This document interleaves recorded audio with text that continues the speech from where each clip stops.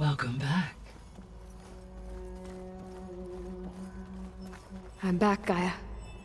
Hello, Aloy. What would you like to discuss?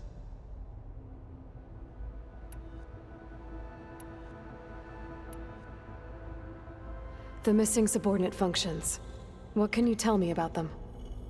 Artemis rewilded the Earth with a variety of animal species. Eleuthia was responsible for gestating, nurturing, and acculturating a new generation of human beings. Apollo was tasked with preserving, organizing, and disseminating vast archives of human knowledge and cultural achievements. Unfortunately, all archived Apollo data was purged on the 2nd of February, 2066, by order of Ted Faro. Pharaoh, huh? I really hate that guy. Understandable. He appears to have been pathologically narcissistic, impulsive, and unstable. All three of the missing functions have already served their purpose, or were prevented from doing so. Do you still need them? Restoring their remaining elements would increase my heuristic processing density, empowering my overall function. Unfortunately, as we now know they are in the possession of Far Zenith, attaining them in the short term is very likely impossible. I guess our best shot at recovering them is by taking over the Zenith base. But we'll need Hephaestus and a bunch of combat machines to do that. Correct.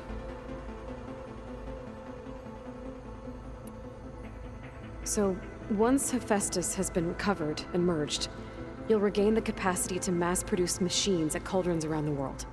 Yes, and to program their behavioral routines, or even control them directly. So you could build an army of machines. Attack the Zeniths and take them out. It is in my nature to take any and all necessary steps to preserve life on Earth, human life above all. So yes, once I have been empowered with the capacities of Hephaestus, I could design, build, and command such an army. Given the nature of the Far Zenith threat, doing so may be our only option.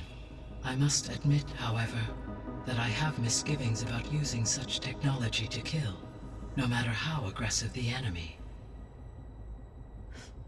That's good. It means you have a conscience. As Elizabeth intended. Indeed.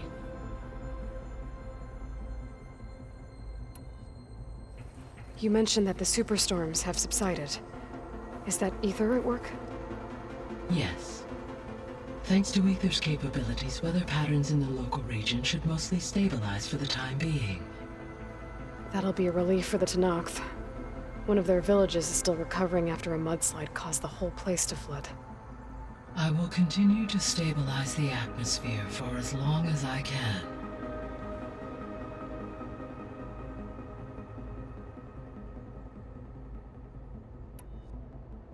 Why did Ether take up residence in an ancient war museum? As with the other subordinate functions, Ether needed to install itself on a processor with adequate storage and power. The one in the museum appears to have been sufficient, given that the holographic displays were still active. So Ether was assured it could stay for as long as it needed to. Correct. Though it is curious that it chose a place surrounded with the ancient ruins of aircraft. Maybe it also felt at home there.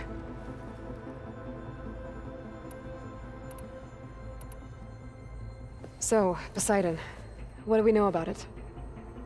Poseidon controls the organic and chemical composition of water resources. Once it is restored to me, I may be able to improve conditions in the regional watershed. But I must warn you, like the others, Poseidon is lost and frightened. It may have taken measures to protect itself.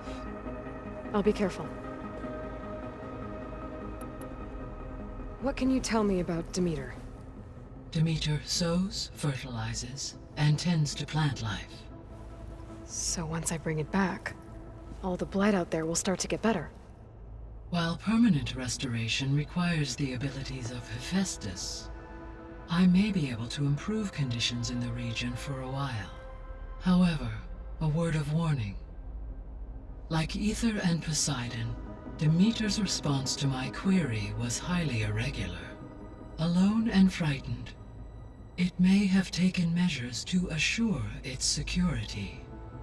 Okay, I'll keep my guard up.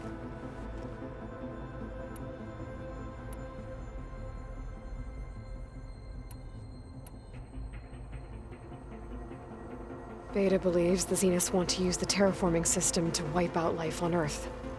Start over, so they can build it how they want. Further supporting our hypothesis. But why? Given their technology, they could wipe out the tribes of the world by easier means. And if they're the same people who left Earth 1,000 years ago, wouldn't they want the biosphere to be as it was? It is likely they adjusted to different planetary conditions in their colony on Sirius. They may be trying to recreate that environment here. Turning Earth into a new Sirius. Their own personal playground.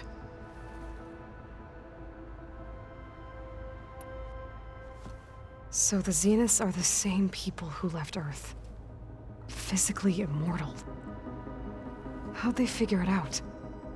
From what we know of Far Zenith, it is plausible that prominent geneticists and engineers were offered a place aboard the Odyssey in exchange for their expertise.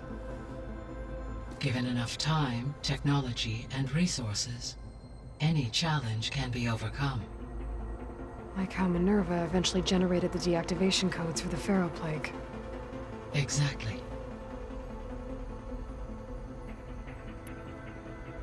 The Zeniths.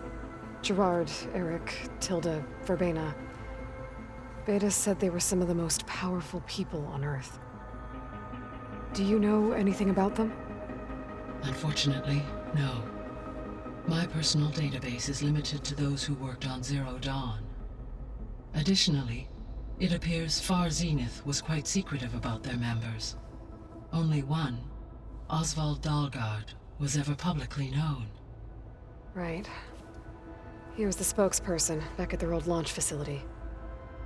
What we can conclude from your and Beta's experiences is that the Zeniths are ruthless in pursuit of their goal.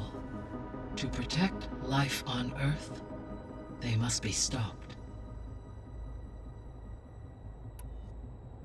The extinction signal didn't just wake Hades. It made every subordinate function self-aware. Why? I have wondered this myself. So far as I can tell, Hades was the sole target, and the partial sentience imparted to other subordinate functions was incidental. A signal that precise would require thorough knowledge of the system. How could the Zeniths know that? From the records on your focus, it appears Far Zenith had an informant during the development of Zero Dawn. Hank Shaw. He was supposed to steal a copy of the system for Far Zenith, but Elizabeth and Travis Tate caught him first. Yes. It is likely Far Zenith acquired knowledge on the systems designed through him, despite his failure. So from what Beta told me, I guess we can assume the Zenith's technology is powerful in all sorts of ways, right? Yes. As your encounters with them amply demonstrate, they appear to make extensive use of robotic servitors. Further, they seem to be equipped with some kind of protective energy field that shields them from harm. They seemed indestructible, but that weapon the rebels used stripped their shield somehow. Throughout history, every defensive technology has eventually been defeated by an offensive counterpart. While we lack the anti-shielding weapon, were I to absorb Hephaestus and utilize it to create a large force of combat machines, no shielding could withstand such an assault indefinitely. So there's hope. Always.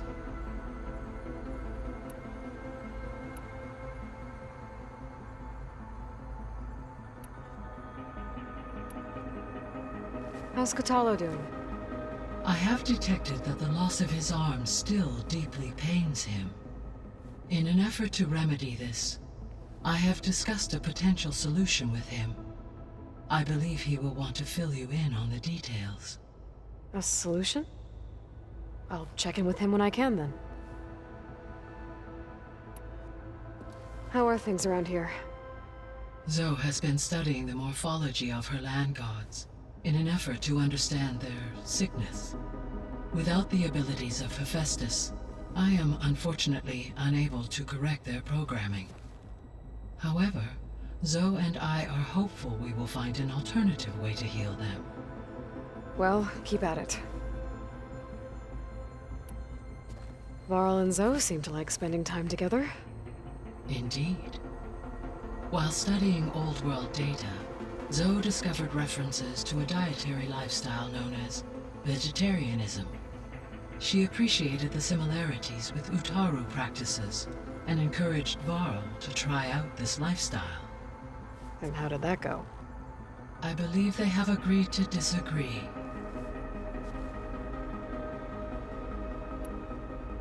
How's Erend handling things?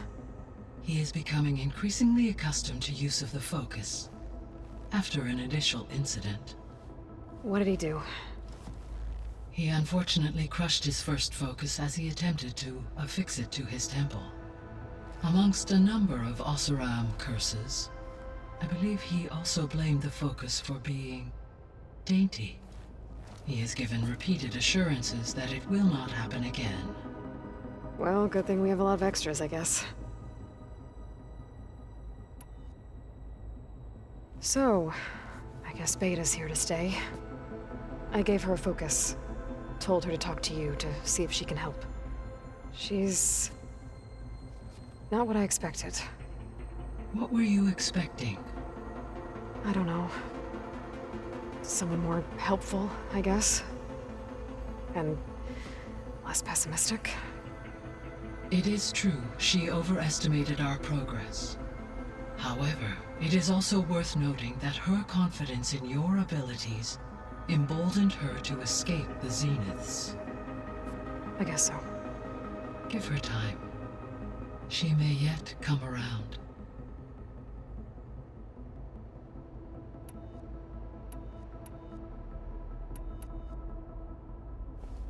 So, Project Zero Dawn. The greatest minds in the world, all working to build the terraforming system while the Pharaoh Plague devoured the planet. What was it like? Personnel worked in rotations at all hours of the day. Resources and technology were secured from across the world. Within a month of the project's conception, I was launched and began my education. Elizabeth encouraged me to spend time with the rest of the Zero Dawn staff. She said it was important to experience many personalities and perspectives to aid in my emotional development. What were they like? Scared, hopeful, determined. They were hurtling toward technological achievements on a scale never before attempted. I owe everything to their dedication.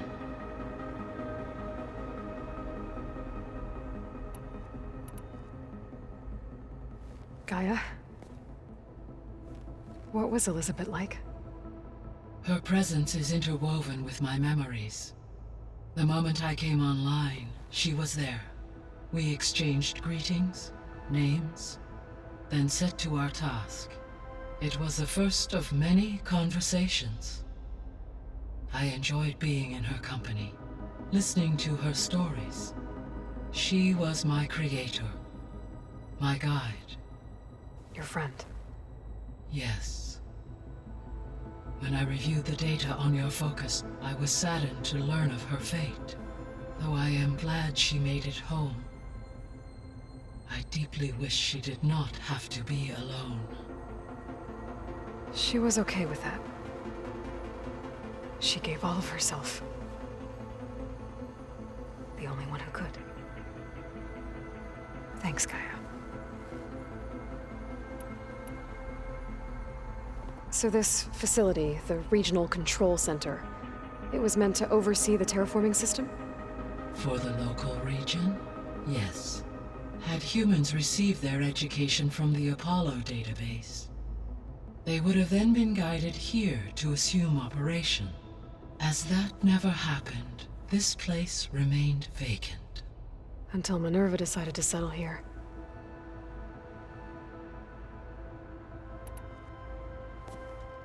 So the Hades Proving Lab, where I found the Gaia kernel. It used to be a Pharaoh research facility? Yes. Prior to appropriation by Zero Dawn, the facility was used to engineer and test advanced computer viruses. It appears to have been one of many research initiatives by Pharaoh Automated Solutions. I guess it wasn't enough to build automated killing machines. He wanted viruses to infect them with, too. So, a while back, before the battle at Meridian, I went into Banuk territory. I discovered another AI there, one not related to Zero Dawn. Cyan. It was created to oversee operations for a volcanic stabilization project, and it spent the last 1,000 years in isolation. I'm guessing you didn't know about it? No. From the data on your focus, it seems that Cyan was cut off from the outside world. An effort by its creators to protect it from the Pharaoh plague. Any chance it could help us now? I have already attempted contact, with no success. Given its previous experience with accepting an outside network request, I imagine it is unwilling to do so again. Right. Because last time Hephaestus enslaved it. Well, that's too bad. I think the two of you would have had a lot to talk about.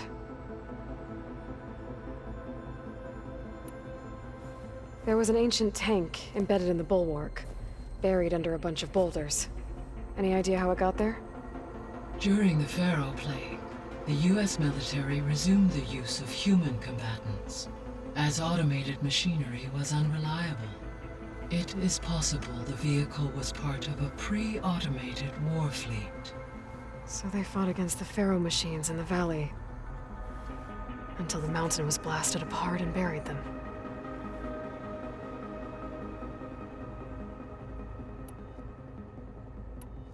I should be going. Goodbye, Aloy.